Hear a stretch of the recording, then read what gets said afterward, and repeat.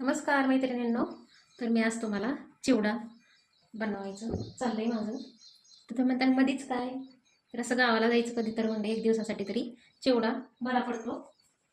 त्यासाठी चिवडा करायचा आहे. तर अशा पद्धतीने मी सामान घेतलेलं आहे. हे बघा, मिरची दिसते का तुम्हाला, शेंगदाणे आणि कढीपत्ता.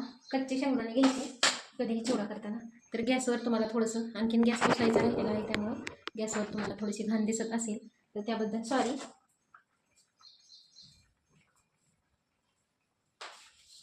आता तुम्हाला मी सांगते कशा पद्धतीने एक एक करायचं ते. आता हे माझ्याकडे चुरमुरे होते, थोडे भाजकी चुरमुरे आणि थोडे ह्याचे चुरमुरे आहेत. तर दोन्ही मिक्स आहे, कारण एक सेम चुरमुरे नाहीत माझ्याकडं. हे बघा, अशा प्रकारचे चुरमुरे आहेत. तर एक एक तळून मी त्याच्यामध्ये मी टाकणार आहे. पहिल्यांदा मक्याचे पोहे आणि परत त्याच्यानंतर तेवढं साहित्य टाकणार आहे. मिरची तर आहे, दुसरं जास्त साहित्य नाही आहे.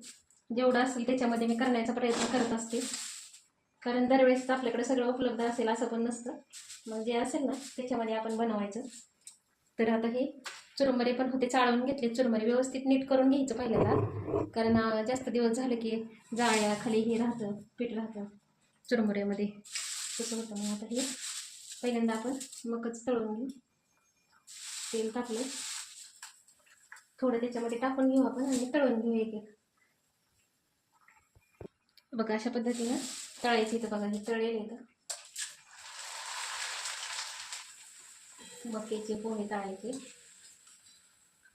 आता आवडत नाहीत काय काय जणांना मक्याचे पोहे टाकलेले, पण चिवड्यामध्ये काय काय जणांना आवडते. आणि भाजलेले शेंगदाणे कधी टाकायचे नाही चिवड्यात. तुम्हाला शेव आवडत असेल तर तुम्ही शेव बनवून सुद्धा चिवड्यामध्ये टाकू शकता. बारीक शेव बनवायची, लई मोठी बनवायची. बारीक शेव छान लागते चिवड्यामध्ये. मोठी जास्त असं दिसतं ना, निबर निबर दिसतं म्हणजे, आणि खाण्यासाठी बारीक शेव छान लागते. पण आता नंतर बनवूयात आपण शेव. आता तोपर्यंत असा चिवडा ह्याच्यात तळून टाकायचं आणि परत कढईत फोडणीला द्यायचं राहिलेल्या तेलामध्ये, म्हणजे तुमचं तेल पण वायपट जात नाही. जास्त तळलेलं तेल पण आपल्याला परत वापरता येत नाही ना. मग त्यासाठी काय करायचं, आपण हे तळलेलं तेल आहे ना परत त्याच्यामध्ये फोडणी द्यायची, ह्याच्यात टाकायची चिवड्यात आणि परत पाटी वरती ठेवायची. आता शेंगदाणे तळून घे, पाटी ठेवायची नंतर, आणि नंतर थोड्या वेळ 2 मिनिटं गरम करायचं. आणि दुसरे मोठे चुरमुरे जर असतील ना तुमच्याकडे तर ते आधी गरम करून घ्यायचे. जर भडंगचे चुरमुरे असतील ना तर ते मस्तपैकी गरम करून घ्यायचे आधी, आणि नंतर हे करायचं, नंतर चिवडा करायचा. म्हणजे काय होते, खुरखुर होते, म्हणजे सादळत नाही. तर जर आपण गरम करून घेतले तर चांगले होते, आणखी कुरकुरीत होते. मग त्यासाठी काय करायचं, असे छोटे छोटे गोष्टी लक्षात ठेवायच्या, म्हणजे तुम्हाला स्वयंपाक करताना अडचण जात नाही. तर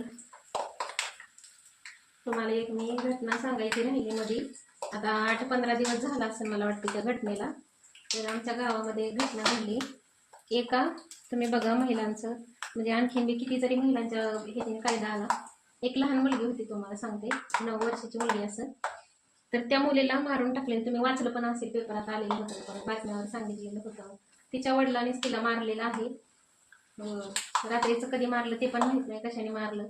मारून ठेवलं होतं, दुसऱ्या दिवशी मग माहीत झालं रात्रभर ठेवलं होतं. मग 24 तास तसंच ठेवलं होतं. तुम्ही बघा कशा प्रकारची आता माणसं निघालेली आहेत. तर आपल्या स्वतःच्या मुलीला सुद्धा माणसं मारतात येतं.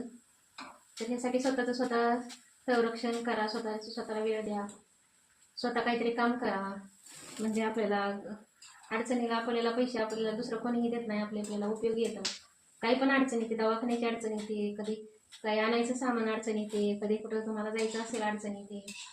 तर बऱ्याच इतक्या महिलांना अडचण येत ना बऱ्याच, तर ते सांगू शकत नाही आतापर्यंत. आणखीन सुद्धा नुसतं ह्याच्यामध्ये दाखवतात, वरून वरून माणसं दाखवतात, आम्ही हिला फ्री केलंय, आम्ही असं करतोय, आम्ही तसं करतोय. पण रिअल घरामध्ये वेगळंच असतं, तुम्हाला सांगते मी.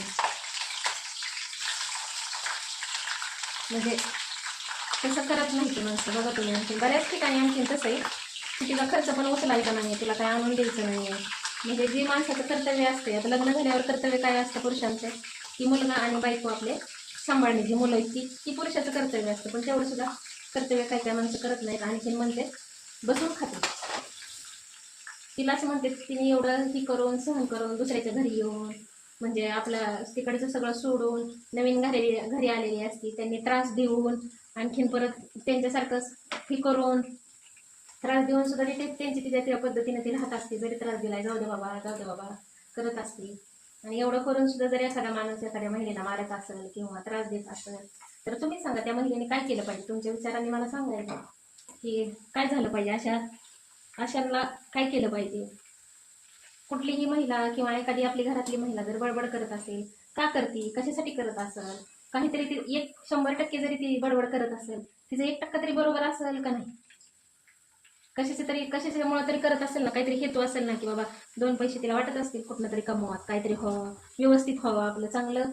कुणाला वाटत नाही की आपलं स्वप्न कुणाचं चांगलं नसतं, की आपल्याला वाटत नाही का, प्रत्येक महिलेला वाटतच नाही की मला घर माझं व्यवस्थित असावी, मला एखादी गाडी असावी. जास्त मोठ्याची श्रीमंतीची 100 कोटीची अपेक्षा नाही की 5 स्टारमध्ये हॉटेलमध्ये जेवायला जायचं, कधीतरी 6 महिन्यात का होईना एकदा कधी कुठे एखाद्या देवाला म्हणा. लई आपल्याला 10,000चा खर्च होत नाही, आपण 500 रुपयाचा खर्च करायचा, अशी अपेक्षाच नसते का महिलांना. तुम्ही विचारा महिलांची काय अपेक्षा असते, की फक्त नवऱ्याने आपल्याला 2 शब्द गोड बोलावेत, परत त्याने जिथं 1000ची नाही तिथं 100ची तरी साडी आणावी, दुसरी तिची काही अपेक्षा नसते. कुठल्या पण महिलेला फक्त एखादी 100-1000 एखादी महिला असते की ती म्हणते मला काही घेणं देणं नाही अशी असते. पण प्रत्येक महिलाही वाईट विचार करत नाही, एवढं लक्षात ठेवा. तर ही म्हणलं थोड्याशा तुमच्याबरोबर चिवडा करत करत गप्पा माराव्यात, कारण बरेच आता डिवोर्सचं प्रमाण वाढलंय प्रत्येक ठिकाणी. ते वाटतं तेवढं सोपं नाही प्रत्येक घरामध्ये, त्याच्यामुळे एवढं सगळीकडं अत्याचार होतोय. आता ही मिरची पण आपण तळून घेतली, आता शेंगदाणे पण घेतले तळून, आणखीन थोडे पोहे तळते. तर आता मैत्रिणींनो हे बघा कढीपत्ता अशा प्रकारे असं सगळं तळून घेतले. आणि आता गॅस बंद करणार आहे मी, म्हणजे काय होते तुम्हाला सांगू का, हळद करपत नाही, तेल गरमच आहे ना आपलं. नाही तर आमच्यातले हळद बिले पिवळी नाही, जास्त टाकावं लागतं. घरी केली हळद असते ना लय भारी होती. आता थोडासा हिंग टाकते. आता ही ह्याच्यात मिसळते, तर तुम्ही मला दाखवते. मिसळायचं आणि हलवायचं. आता हे असं पूर्ण त्याच्यावर सगळीकडे वतून घ्यायचं. आता पुसून घ्यायचं, आपलं तेल बी वायाला जात नाही आणि आपली असं हलवून घ्यायचं. आणि आता मीठ पण टाकायचं. कधी कधी काय होतं माहिती का तुम्हाला, त्याच्यात जर मीठ टाकलं ना ते ह्याला चिटकून बसतं. असं मीठ टाकायचं आणि हे व्यवस्थित आता सगळ्याला आपली हळद लावून घ्यायची. लाल चटणी नाही तर काळं तिखट टाकत असते मी, तर अशा पद्धतीनं करायचं.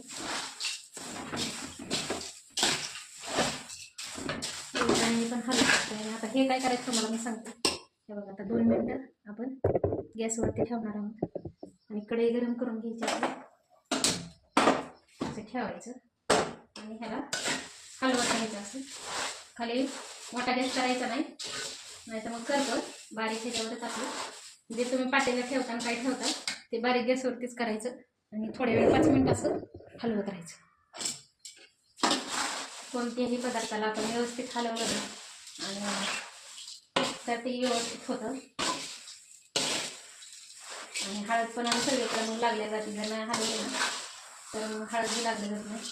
आता हे 2 मिनटं तुम्हाला हलवल्यानंतर मी दाखवते कसा चिवडा तयार झालाय तो. आता गॅस बंद करायचा, तुम्ही बघू शकता काय सुंदर चिवडा तयार झालाय. तर मी तुम्हाला खाऊन पण दाखवते.